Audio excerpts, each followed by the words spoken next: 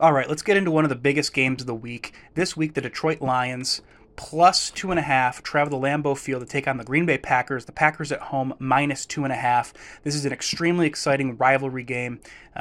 Two teams that are on the precipice of being extremely good, and it all starts with Detroit with Jared Goff.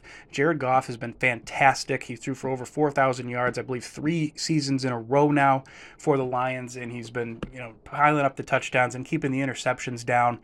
The running backs for the Lions, Jahmyr Gibbs is just an absolute speed stud. David Montgomery has been a touchdown machine. Amon-Ra St. Brown is fantastic. This offense is just really hums. I know there's some turnover and questions on the offensive line, but this team has been very good for the last couple of years. And with the return of Aiden Hutchinson on defense, they look to get back to form defensively, and he can definitely provide the spark that they need after missing the majority of the year a year ago. On the flip side, the Green Bay Packers, led by quarterback Jordan Love, got the big contract.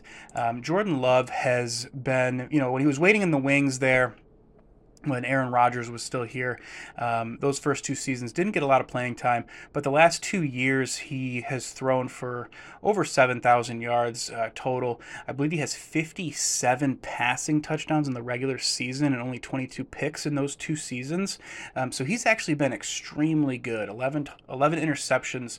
Yes, 11 interceptions in each of the last 2 seasons for Jordan Love.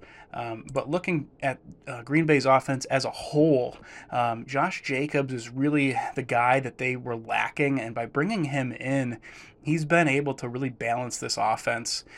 Matt Golden is a very exciting wide receiver prospect here that joins the Packers this year, and ultimately this offense should be pretty good. A lot of receiver options for them.